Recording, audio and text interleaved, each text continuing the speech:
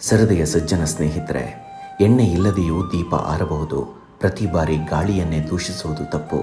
ಸಂಬಂಧಗಳು ನಾಶವಾಗುವಾಗ ನಾವು ತಕ್ಷಣ ಯಾರನ್ನಾದರೂ ಯಾವುದನ್ನಾದರೂ ದೂಷಿಸಿ ಮಾತಾಡುತ್ತೇವೆ. ಆದರೆ ಹಲವೊಮ್ಮೆ ದೀಪ ಆರೋದಕ್ಕೆ ಹೊರಗಿನ ಗಾಳಿ ಕಾರಣವೇ ಆಗಿರುವುದಿಲ್ಲ, ನಾವು ಮರೆತು ಹೋದ ಎಣ್ಣೆಯೂ ಕೂಡ ಕಾರಣವಾಗಬಹುದು.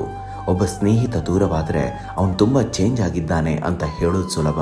ಆದರೆ ನಾವು ತಿಂಗಳಾನುಗಟ್ಟಲೆ ಒಂದು ಕರೆಗೆ, ಒಂದು ಭೇಟಿಗೆ ಪ್ರಯತ್ನಿಸಿದ್ದೇವಾ? ಇಲ್ಲ. ದೀಪದ ದಾರಿಗೆ ಸುಟ್ಟ ನಂತರ ಗಾಳಿಯದ್ದು ತಪ್ಪು ಅಂತ ಹೇಳೋದು ತಪ್ಪಲ್ವಾ? ಸಂಬಂಧಗಳು ಹಾಳಾಗೋದು ದೊಡ್ಡ ಘಟನೆಗಳಿಂದಲ್ಲ, ಸಣ್ಣ ಸಣ್ಣ ಕಡೆ ನಾವು ಗಮನ ಕೊಡದೆ ಬಿಟ್ಟ ಕ್ಷಣಗಳಿಂದ. ಗಾಳಿ ಇದ್ದೇ ಇರುತ್ತದೆ, ಸಮಸ್ಯೆಯೂ ಬರುತ್ತದೆ, ಜನರ ಅಭಿಪ್ರಾಯವೂ ಬದಲಾಗುತ್ತಲೇ ಇರುತ್ತದೆ.